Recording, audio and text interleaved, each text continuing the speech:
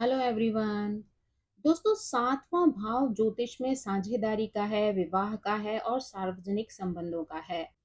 जब दारा कारक सातवें भाव में होते हैं तो वो सीधे तौर पर ये दर्शाते हैं कि विवाह, साझेदारी और आपके संबंध किस प्रकार से पनपते हैं और आप उन संबंधों को किस प्रकार से अपनाते हैं।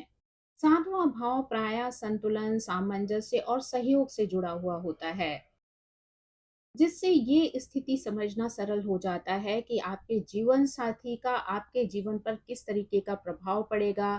सातवें भाव में दारा कारक होने पर आपका जीवन साथी आपके जीवन में केंद्रीय भूमिका अपनाता है।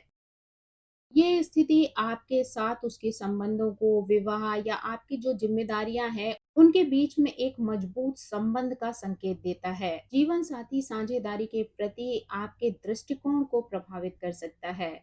इससे या तो आपके संबंधों में सामंजस्य आता है या फिर चुनौतियां खड़ी हो जाती हैं। ये स्थिति ये भी दर्शाती है कि विवाह या दीर्घकालिक साझेदारी आपके जीवन में समग्र संतुलन या संतुष्टि की भावना के लिए अत्यंत महत्वपूर्ण होता है।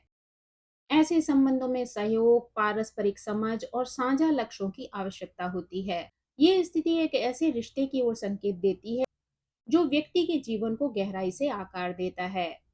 अब अगर हम अलग-अलग ग्रहों को दारा कारक के रूप में स्वीकार करें और देखें कि जब वो सेवेंथ हाउस में होते हैं तो व्यक्ति के ऊपर किस तरीके का प्रभाव डालते हैं, तो इसमें सबसे पहले सूर्य की बात आती है। तो जब सूर्य दारा कारक होकर सेवेंथ हाउस में जाते हैं तो संबंधों में गतिशीलता प्रायः साझा पहचान, उद्देश्य और सामाजिक प्रतिष्ठा के इर्द गिर्द घूमती है।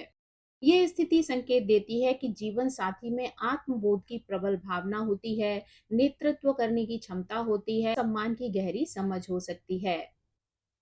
ऐसे संबंधों में दोनों जीवन साथी अपने समुदाय या पेशेवर क्षेत्र में सम्मान और पहचान पाने की इच्छा रखते हैं और हमेशा अपनी इच्छा से प्रेरित रहते हैं। ये रिश्ता अक्सर कर एक ऐसा मंच बन जाता है जहां पर प्रत्येक व्यक्ति अपने श्रेष्ठ गुणों को प्रदर्शित करता है और अपनी प्रतिभाओं को निखारता है और एक साझा उद्देश्य के साथ स्वयं को सार्वजनिक जीवन में प्रस्तुत करता है। यानी कि यहाँ पर दोनों साथी अपनी श्रेष्ठ गुणों को प्रदर्शित करने की कोशिश करते हैं, अपनी प्रतिभाओं को निखारने का प्रयास करते हैं और एक साझा उद्देश्य को लेकर अपना सार्वजनिक जीवन प्रस्तुत कर देते हैं। यानी दोनों मिलजुल कर अपने उद्देश्यों की पूर्ति करने की कोशिश करते हैं। ऐसा विवाह पारस्परिक प्रोत्साहन और उत्कृष्टता की खोज पर फलता फूलता है। यानी कि ऐसे में दोनों पार्टनर एक दूसरे को आगे बढ़ने के लिए प्रोत्साहित करते हैं, साथ ही एक उत्कृष्ट गोल बनाकर उसे खोजने का प्रयास करते हैं। यानी इसमें दोनों का सपोर्ट एक दूसरे के लिए बहुत ज्यादा महत्व रखता है। यह स्थिति प्रायः दोनों साथियों को व्यक्तिगत विकास के लिए प्रोत्साहित करती है, क्योंकि यहाँ पर दोनों ही एक दूसरे को अपनी वास्तविक पहचान के साथ गर्व के साथ खड़ा रहने के लिए प्रेरित करते हैं। यानी यहाँ पर दोनों एक दूसरे को प्रोत्साहित करते हैं, सपोर्ट करते हैं, उन्हें आगे बढ़ने की प्रेरणा देते हैं और अगर एक दूसरे को किसी भी तरीके की सहायता की आवश्यकता होती है तो दोनों मिलकर एक दूसरे के साथ खड़े रहते हैं। सूर्य दारा कारक से प्रभावित होकर जीवन साथी में करिश्माई व्यक्तित्व देखने को मिलता है, साथ ही मजबूत नैतिक दिशा निर्देशन भी हो सकता है, जो दंपतियों को नैतिक निर्णयों और सार्थक उपलब्धियों की ओर मार्गदर्शन देते हैं। यानी कि यहाँ पर आपके पार्टनर का व्यक्तित्व इस तरीके का हो सकता है जिससे कि लोग बड़ी जल्दी आकर्षित हो सकते हैं, साथ ही उसके अंदर मजबूत नैतिक गुण देखने को मिलते हैं, किसी भी तरीके से अपने पार्टनर को दिशा निर्देश देते हैं, उनका मार्गदर्शन करते हैं, तो उसके लिए उपलब्धियां प्राप्त करना आसान हो जाता है। यानी अपने पार्टनर के सपोर्ट की वजह से अपनी उपलब्धियों को प्राप्त करने की प्रेरणा उन्हें मिलती है, तो ये स्थिति उनके लक्ष्य को प्राप्त करने में सहायता प्रदान करती है।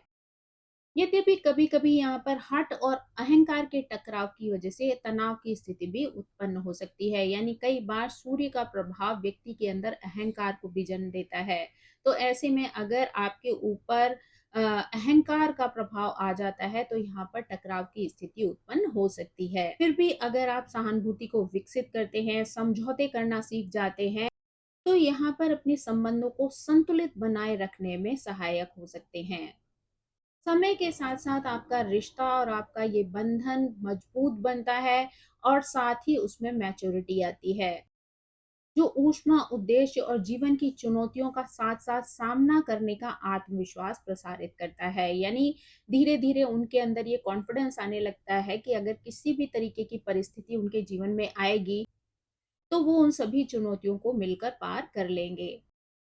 जब चंद्रमा दारा कारक के रूप में 7th हाउस में स्थित होते हैं, तो वैवाहिक साझेदारी का सार भावनात्मक जुड़ाव, सुरक्षा और पोषण के इर्द-गिर्द घूमता है।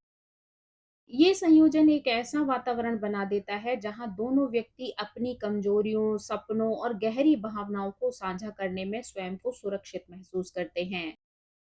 यानी कि यहाँ पर अपने पार्टनर के साथ जो आपका संबंध होता है वो भावनात्मक होता है, यानी भावनाओं से जुड़ा हुआ होता है। तो ऐसे में आप खुलकर अपनी कमजोरियां एक दूसरे के सामने रख सकते हैं, अपने जो आपके ड्रीम हैं उनको आप एक दूसरे को बता सकते हैं।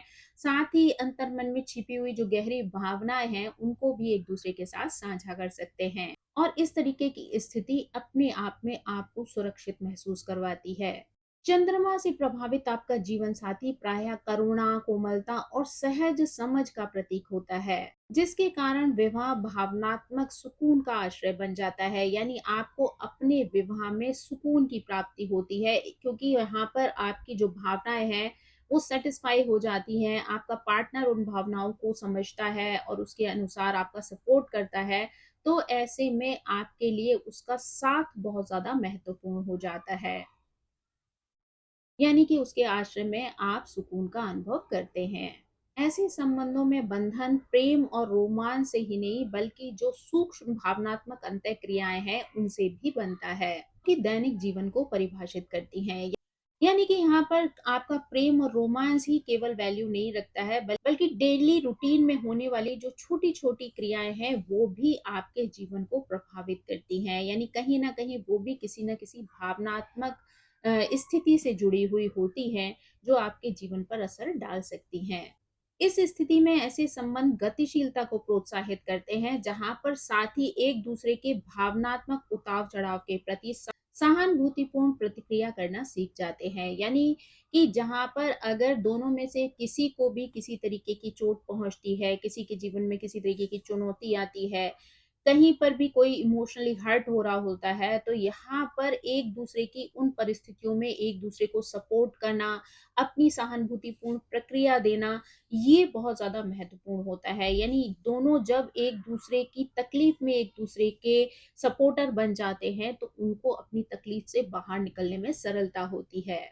ये एक ऐसे घरेलू वातावरण को विकसित करते हैं जहां पर शांतिपूर्ण ऊर्जा होती है, साथ ही पारस्परिक समर्थन भरपूर रूप में होता है। यानी एक दूसरे का सपोर्ट यहाँ पर बहुत ज्यादा महत्वपूर्ण होता है, साथ ही परिवार का वातावरण भी शांतिपूर्ण बन जाता है। साझा घरेलू दिनचर्या, एक दूसरे के साथ दिल से की गई बातें और देखभाल भरे जो इशारे होते हैं, वो एक दूसरे को भावनात्मक रूप से जोड़े रखते हैं। यानी कि एक दूसरे के दिल की बात को बिना कहे समझ जाना, डेली रूटीन में एक दूसरे की छोटी छोटी चीजों का ध्यान रखना, वो सारी चीजें जो है वो इनके विवाह को बहुत ज्यादा मजबूत बना देती हैं। कभी कभी भावुकता और अत्यधिक संवेदनशीलता भी आपको देखने को मिल सकती है, जिसमें दोनों साथियों को धैर्य, कुशलता और समझ विकसित करने की आवश्यकता होती है। यानी कि कभी-कभी जब व्यक्ति अपने पार्टनर के प्रति बहुत ज़्यादा इमोशनल होता है, तो वो बहुत ज़्यादा प्रोटेक्टिव भी हो जाता है और ये चीज़ें कई बार आपकी पर्सनल लाइफ को डिस्टर्ब कर सकती हैं। यानी कि यहाँ पर आपको ऐसा महसूस हो सकता है कि सामने वाले का प्रेम आपके लिए बंधन बन रहा है। यानी जब बहुत ज़्यादा प्रोटेक्शन वाली स्थिति होती है, तो बहुत ज़्यादा रोक-टोक, उतार-चढ़ाव की स्थिति भी आ जाती है। लोग हर चीज़ में आपसे प्रश्न करना शुरू कर देते हैं और ये चीज़ें आपके लिए बहुत ज़्यादा घुटन की स्थिति को भी पैदा कर सकती हैं। तो ऐसे में आपका धैर्य रखना और सामने वाले की भावनाओं को समझना बहुत ज़्यादा महत्वपूर्ण हो जाता है। यानी जब आपको इस चीज़ का एहसास होता है कि सामने वाला जो भी बाउंडेशन डाल रहा है या जिस तरीके से भी आपसे प्रश्न कर रहा है, वो आपकी भलाई के लिए ही है, तो आपको उसके रिश्ते की सच्चाई महसूस होने लगती है। तो यहाँ पर अगर आप जल्दबाजी में इरिटेट होकर कोई आंसर देते हैं, तो वो आपके रिश्ते में प्रॉब्लम क्रिएट कर सकता है। लेकिन वहीं पर अगर आप थोड़ा-सा धैर्य रखते हुए एक-दूसरे को समझने का प्रयास करते हैं, तो ये चीज़ें आपके रिश्ते को और भी मजबूत बना देती हैं। यहाँ पर आपको ऐसा वातावरण मिल सकता है जहाँ पर आपको सुकून भरी शाम मिल सकती है, एक-दूसरे के साथ भोजन करना बहुत अच्छा लग सकता है। पारिवारिक माहौल में आप एक-दूसरे से सांत्वना पा सकते हैं, यानी जब भी आप अपने आप को कमज़ोर फ़ील करते हैं, तो सामने वाले पार्टनर का सपोर्ट आपके लिए मजबूती बन जाता है। जिसकी वजह से आप दोनों ही भावनात्मक रूप से पोषित होते हैं, यानी आप दोनों का जीवन एक दूसरे के साथ अच्छी प्रकार से फलता फूलता है। जैसे जैसे आप दोनों का विश्वास एक दूसरे पर गहराता है, तो भावनात्मक बुद्धिमत्ता विकसित होने लगती है। विवाह गहरी निकटता और बिना शर्त के एक दूसरे का समर्थन एक सुरक्षित आश्रय में परिवर्तित हो जाता है। यानी वहां पर आप लोगों के बीच में किसी तरीके की कोई शर्त एक दूसरे के लिए नहीं होती है। आप दोनों की गहरी समझ भावनात्मक रूप से आप दोनों को एक दूसरे के निकट ले आती है, जहां आप दोनों ही एक दूसरे के साथ सुरक्षित महसूस करते हैं। जब मंगल सेवेंथ हाउस में दारा कारक के रूप में आते हैं, तो वैवाहिक संबंधों में गतिशीलता देखने को मिलती है, प्रबल जुनून देखने को मिलता है, साथ ही ऊर्जा का समावेश होता है। से प्रभावित जीवन साथी प्रायः साहसी होता है, सक्रिय होता है और अपनी इच्छा को व्यक्त करने में ना डरने वाला होता है। यानी उसको अपनी इच्छा व्यक्त करते समय किसी तरीके का डर, किसी तरीके का एंजाइटी या किसी तरीके की निगेटिविटी नहीं होती है। यानी वो अपनी भावनाओं को खुलकर अभिव्यक्त कर देता है। वे संबंधों में उत्साह, प्रेरणा और साझा लक्ष्यों को प्राप्त करने की तीव्र चाह भी भर देते हैं। यह संबंध शायद ही कभी स्थिर स्थिति में रहता है, यानी इनके जीवन में उतार चढ़ाव की स्थिति बनी रहती है, बल्कि जब भी इनके रिश्तों में चुनौतियां आती हैं, तो उसी के बीच इनका रिश्ता फलता फूलता है, क्योंकि तभी ये लोग सच्चाई का सामना कर पाते हैं। दोनों साथियों को विकास और आत्म सुधार के लिए भी प्रेरित करता है। दोनों मिलकर महत्वाकांक्षी परियोजनाओं की शुरुआत भी कर सकते हैं, यानी अगर दोनों चाहें तो दोनों मिलकर कोई अपना एक जीवन का लक्ष्य बना सकते हैं और एक दूसरे को सपोर्ट करते हुए उसे प्राप्त करने की कोशिश कर सकते हैं। यहाँ दोनों अपनी सीमाओं को स्पष्ट कर सकते हैं। वह संघर्षों को इस तरीके से संभालना सीख जाते हैं कि वैवाहिक आधार और भी मजबूत हो जाए। यहाँ पर टकराव को रचनात्मक संवादों में बदलना आपके लिए एक प्रमुख सीख हो सकती है। यहाँ पर मंगल की वजह से जीवन में टकराव या लड़ाई झगड़े या मतभेद की स्थिति बार बार आ सकती है। लेकिन अगर आप समझदारी से काम लेते हैं, तो उसी टकराव को एक रचनात्मक संवाद में बदल सकते हैं। यानी कि यहाँ पर मतभेद का उपयोग असहमति के बजाय सकारात्मक परिवर्तन के लिए प्रयोग किया जाता है।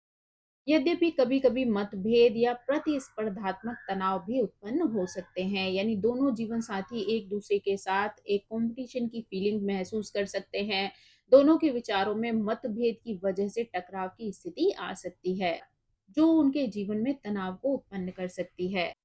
ये संघर्ष अक्सर एक दूसरे को उत्कृष्टता की ओर प्रेरित करने की वजह से उत्पन्न हो सकते हैं। शारीरिक गतिविधियां, रोमांच और साझा प्रयास उनकी सीमाओं की परीक्षा लेते हैं, यानी ये चीजें कई बार उनके जीवन में उनके लिए परीक्षा बनकर आती हैं, जो आपसी जुड़ाव के उत्प्रेरक बन सकते हैं। यानी कि जीवन में जब भी कभी परेशानियां आती हैं, तब आप दोनों को एक दूसरे का कितना सपोर्ट मिलता है, ये चीज इस बात को दर्शाती है। यानी जब भी आप एक दूसरे का सहारा बनते हैं, एक दूसरे की मदद करते हैं, एक को आगे बढ़ने के लिए प्रेरित करते हैं, तो यहाँ पर आपका वास्तविक प्रेम झलकता है।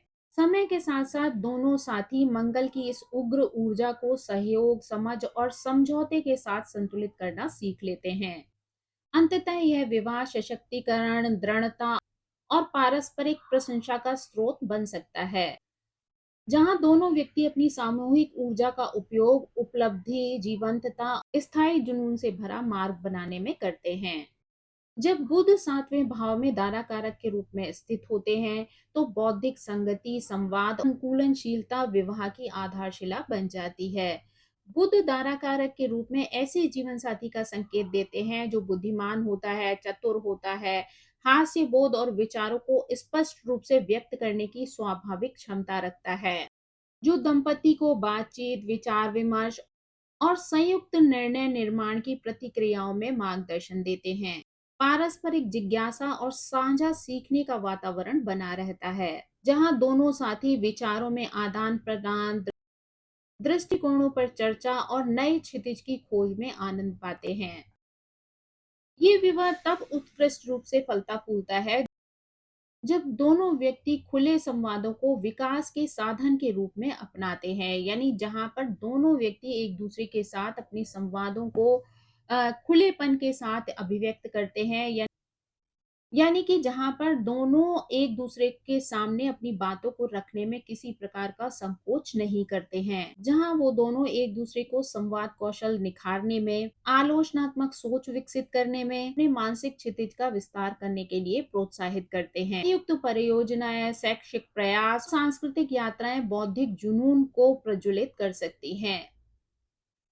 यानी अगर दोनों मिलकर किसी परियोजना पर कार्य करते हैं, शिक्षा से संबंधित कार्यों में दोनों मिलकर कोई योजनाएं बनाते हैं, सांस्कृतिक योजनाओं में पार्टिसिपेट करते हैं, साथ ही यात्राओं में मिलकर नई नई चीजों को सीखते हैं, तो ये चीजें उनके लिए जुनून बन जाती हैं।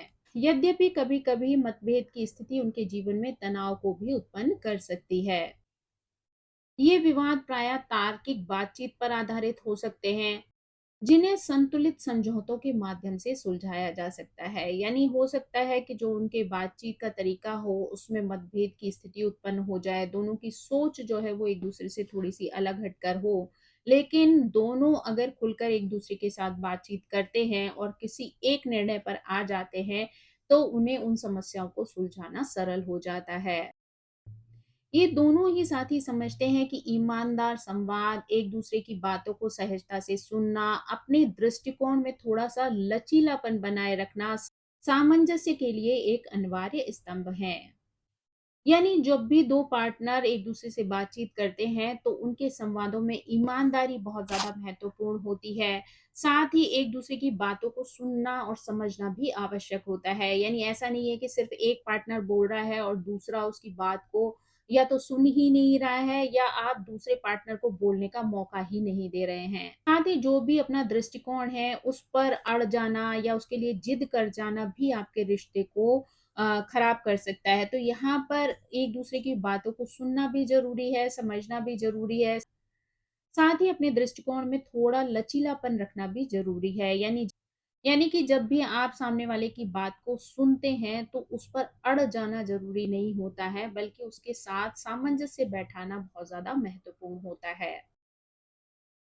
समय के साथ-साथ ये संबंध मैच्योरिटी के साथ पनपता है, जहां पर एक दूसरे के विचारपूर्ण संवाद चुनौतियों से ऊपर उठ जाते हैं। संपत्ति बौद्धिक सामंजस्य को एक स्थिर, समृद्ध और भविष्य उन्मुख वैवाहिक यात्रा में बदलने में निपुण हो जाते हैं, जो जीवन की बदलती धाराओं के साथ निरंतर अनुकूलित होती रहती है। जब बृहस्पति दारा कारक के रूप में सेवेंथ हाउस से जुड़े हुए होते हैं, तो विवाह विकास, ज्ञान और नैतिक उत्थान की मार्गदर्शक शक्ति बन जाता है। बृहस्पति से प्रभावित जीवन साथी सामान्यतः आशावाद, उदारता और विस्तृत दृष्टिकोण का प्रतीक होता है। ये स्थिति दोनों जीवन साथियों को एक साथ मिलकर जीवन के अर्थ को खोजने की प्रेरणा देते हैं। साथ ही दोनों के बीच में दार्शनिक चर्चाओं की वजह से गहराई आती है, जो उनको आध्यात्मिक और बौद्धिक समृद्धि की ओर अग्रसर होने के लिए प्रेरित करती है। यह संबंध उच्च शिक्षा का उत्प्रेरक बन जाता है। यहाँ पर दोनों साथी एक दूसरे को उदार दृष्टिकोण अपनाने के लिए, साथ ही अपनी सोच को विस्तृत करने के लिए प्रेरित करते हैं। बृहस्पति का प्रभाव विवाह में आशा, सौभाग्य और गरिमा का संचार करता है। साझा मूल्य, मजबूत नैतिक आधार और सत्य की खोज प्रक्रिया का मार्गदर्शन करते हैं। इससे ये सुनिश्चित होता है कि दोनों दंपति लगातार एक दूसरे के नैतिक विवेक को ऊंचा करने का प्रयास करते रहते हैं। यानी कि यहाँ पर दोनों पार्टनर एक दूसरे को आगे बढ़ने में मदद कर सकते हैं। उनका जो भी लक्ष्य है उसको प्राप्त करने के लिए एक दूसरे को प्रोत्साहित कर सकते हैं। साथ ही किसी भी तरीके की परिस्थितियां आ जाएं पर दोनों एक दूसरे की उम्मीद को बिखरने नहीं देते हैं। यद्यपि मूल्यों और विचारों को लेकर दोनों के बीच में मतभेद की स्थिति उत्पन्न हो सकती है कि लेकिन सामान्यतः यह सहानुभूति की वजह से या पारस्परिक सम्मान की वजह से या विकास के प्रति अपनी जो प्रतिबद्धता है उसके माध्यम से सुलझ जाती है। यानी इनके बीच में अगर किसी तरीके के मतभेद उत्पन्न हो भी जाते हैं तो एक दूसरे के लिए जो सम्मान होता है या अपनी जिम्मेदारियां होती हैं उसकी वजह से ये चीजें बड़ी सरलता से सुलझ जाती हैं। समय के साथ साथ कई बार ये रिश्ता गुरु शिष्य जैसी स्थिति को ग्रहण कर लेता है। यानी कि उन दोनों में से जो भी बहुत ज्यादा बुद्धिमान होता है, दूसरे को गाइड करता है, उसको रास्ता दिखाता है, तो ये रिश्ता कई बार गुरु शिष्य जैसा भी बन जाता है। यानी कई बार ऐसी स्थिति भी बन जाती है जहां पर जीवन साथी के साथ बारी बारी से एक दूसरे को सीखने और सिखाने की प्रक्रिया चलती रहती है। यानी दोनों ही पार्टनर एक दूसरे से चीजें सीखते भी हैं और एक दूसरे को सिखाते भी हैं, जो चीजें उन दोनों को ही अपने लक्ष्य को प्राप्त करने में सहायता करती हैं। जैसे जैसे ये संबंध परिपक्व होता है, यह प्रेरणा का स्रोत बन जाता है। साथ मिलकर दंपति बौद्धिक और आध्यात्मिक यात्राओं पर भी निकल जाते हैं। अपनी जीवन कथा को बौद्धिक जिज्ञासा, नैतिक अखंडता और इस अटूट विश्वास पर बुनते हैं कि वो जीवन में आने वाली किसी भी चुनौती को मिलकर पार कर सकते हैं। यानी किसी भी तरीके की समस्या आ जाए लेकिन अगर दोनों एक दूसरे के साथ हैं, एक दूसरे के सपोर्टर हैं, तो जीवन की हर चुनौती पर वो विजय प्राप्त कर सकते हैं। जब शुक्र दाराकारक बनकर सेवेंथ हाउस में जाते हैं तो विवाह में शालीनता, रोमांस और सौंदर्य के प्रति गहरी सराहना झलकती है। शुक्र से प्रभावित जीवन साथी प्रायः आकर्षक, सौम्य और स्नेहिल होता है, तो संबंधों में ऊष्मा और सामंजस्य भर देता है। ये संबंध प्रेम को एक कला के रूप में मानता है, जो दोनों साथियों को जीवन में सुखों का आनंद लेने, साझा रुचियों को विकसित करने और ऐसा घरेलू वातावरण बनाने के लिए प्रेरित करता है जो आरामदायक भी हो और सौंदर्यपूर्ण भी हो। भावनात्मक जुड़ाव, दयालुता, सराहना और पारस्परिक समर्थन के माध्यम से फलता फूलता है। दंपति कला संबंधी गतिविधियों और आरामदेह यात्राओं के माध्यम से एक दूसरे से जुड़ सकते हैं, जो उनको इंद्रिय सुख प्रदान करें। यद्यपि संघर्ष इनके बीच में दुर्लभ होते हैं, फिर भी कभी-कभी अत्यधिक भोग या रुचियों में अंतर होने के कारण उत्पन्न हो सकते हैं। फिर भी खुले संवादों के माध्यम से, समझौते की इच्छा के माध्यम से इन चुनौतियों को कम किया जा सकता है। यानी दोनों पार्टनर्स के बीच में अगर समझौते की इच्छा हो तो ऐसे में व्यक्ति आपस में खुले संबंधों के माध्यम से इन चुनौतियों को कम कर सकता है। परिष्कार और संतुलन पर दिया गया जोर दोनों ही व्यक्तियों को एक दूसरे की इच्छाओं और पसंदों को समझने की प्राथमिकता सिखाता है। समय के साथ ये संबंध करुणा, कोमलता और शालीन जीवन शैली के साझा आदर्शों के माध्यम से परिपक्व होता है। सातवें भाव में जब शुक्र दारा कारक के रूप में होते हैं तो यह सुनिश्चित करते हैं कि दोनों जीवन साथी एक दूसरे की भावनात्मक दुनिया के प्रति सजग रहें और प्रेमपूर्ण दया, भावनात्मक सुरक्षा तथा साझा सौंदर्य बोध का वातावरण बनाए रखने के लिए निरंतर प्रयास करते रहें। यानी दोनों के एफर्ट ही उनके रिश्ते को गहरा और मजबूत बना सकते हैं। जहाँ पर दोनों एक दूसरे के साथ भावनात्मक सुरक्षा का अनुभव करें, प्रेम का अनुभव करें, एक दूसरे के प्रति सहानुभूति हो, दया हो, प्रेम हो, तो ये चीजें उनके रिश्ते में दिन ब दिन गहराई लेकर आती हैं। जब शनि सेवेंथ हाउस में दारा कारक के रूप में कार्य करते हैं तो विवाह की नींव उत्तरदायित्व, सहनशीलता और स्थिर विकास पर टिकी हुई होती है। शनि से प्रभावित जीवन साथी प्रायः परिपक्व, धैर्य और जीवन की चुनौतियों के प्रति अनुशासित दृष्टिकोण रखने वाला होता है। यह संबंध सरलता और शीघ्रता से विकसित नहीं होता है, बल्कि धीरे धीरे इस रिश्ते का विकास होता है, क्योंकि दोनों साथी दृढ़ता, प्रतिबद्धता और स्थायी दीर्घकालिक संबंध बनाने में परिश्रम के महत्व से जुड़े महत्वपूर्ण लेसन सीखते हैं। यानी यहाँ पर जीवन में जो भी उतार चढ़ाव आते हैं उनके बीच में दोनों एक दूसरे के साथ अपनी जिम्मेदारियों को, अपने संबंधों को दीर्घकालिक बनाने के लिए जो प्रयास करने होते हैं उसकी महत्ता का अनुभव कर सकते हैं। इस विवाह में आरंभिक समय में दोनों को एक दूसरे के साथ कठिनाई का अनुभव हो सकता है, तो दंपति के संकल्प की परीक्षा ले सकता है, यानी कि दोनों के विचार, दोनों की सोच हो सकता है ऐसी डिफरेंट हो कि जहां पर दोनों के लिए वो रिश्ता एक चुनौती बन जाए, एक परीक्षा बन जाए, जहां पर दोनों को ही धैर्य के साथ उसे पार करने की आवश्यकता पड़े। हालाँकि शुरुआत में आने वाली ये बाधाएँ एक दूसरे की शक्ति और कमजोरियाँ हो सकता है आपके अंदर एक नई समझ को विकसित करने में सहायक सिद्ध हो। यहाँ पर अवरोधों का डटकर सामना करते हुए, अडिग समर्थन प्रदान करते हुए दोनों व्यक्ति जीवन में अमूल्य अनुभव प्राप्त करते हैं। समय के साथ साझा संघर्ष परिवर्तनकारी पड़ाव बन सकते हैं, यानी उनके बीच में जो भी चैलेंजेस आते हैं, लेकिन जब दोनों एक दूसरे का सपोर्ट करते हैं, वहां पर एक दूसरे की गहराई को समझते हैं, तो ये चीजें उनके संघर्ष से बाहर निकलने में एक दूसरे की मदद कर सकती हैं। यहाँ पर एक दूसरे का सपोर्ट एक दूसरे के लिए सम्मान पैदा कर सकता है, साथ ही मिलकर विपरीत परिस्थितियों से लड़ने की शक्ति प्रदान करता है और एक दूसरे के प्रति आत्मविश्वास को बढ़ाता है, जो उनके लिए एक गहरे और मजबूत बंधन का निर्माण करते हैं। यद्यपि ये संबंध कभी-कभी गंभीर और सीमित सा भी प्रतीत हो सकता है, परंतु निरंतर समर्थन परंतु निरंतर समर्थन देने के साथ-साथ परंतु निरंतर समर्थन देने के साथ-साथ विश्वा परंतु निरंतर समर्थन देने के साथ-साथ विश्वास का स्रोत भी बन जाता है। धैर्य और सतत प्रयास विश्वास, निष्ठा और दीर्घकालिक सुरक्षा की नींव रखते हैं। यानी यहाँ पर धैर्य रखना बहुत ज्यादा महत्वपूर्ण होता है। साथ ही रिश्ते में निरंतर विश्वास का बनाए रखना भी जरूरी होता है। जैसे जैसे दंपति जीवन में उतार चढ़ाव की स्थिति से गुजरते हैं, तो वो समझते हैं कि सच्ची वैवाहिक संतुष्टि तभी होती है जब चुनौतियों में दोनों एक दूसरे का हाथ पकड़कर आगे बढ़ते हैं, साथ ही मैच्योरिटी के साथ मिलकर डिसीजंस लेते हैं और अपनी समस्याओं से पार निकल जाते हैं। साथ ही उनकी अपनी अपनी जिम्मेदारियों को निभाने की जो कला होती है, वो भी एक दूसरे के प्रति सम्मान को पैदा करती है। यानी कि एक दूसरे के प्रति जो उनका समर्पण है, अपनी जिम्मेदारियों को निभाने की जो आदत है, वो एक दूसरे के प्रति सम्मान को बढ़ा देती है। तो दोस्तों, ये थी दारा कारक से संबंधित जानकारी। जब दारा कारक 7th हाउस में होते हैं, तो किस तरीके से व्यक्ति के जीवन को प्रभावित करते हैं, यानी अलग अलग ग्रह अलग अलग परिस्थितियों में किस तरीके से पार्टनर का सपोर्ट बन सकते हैं और कहाँ पर पार्टनर के लिए चुनौती बन सकते हैं।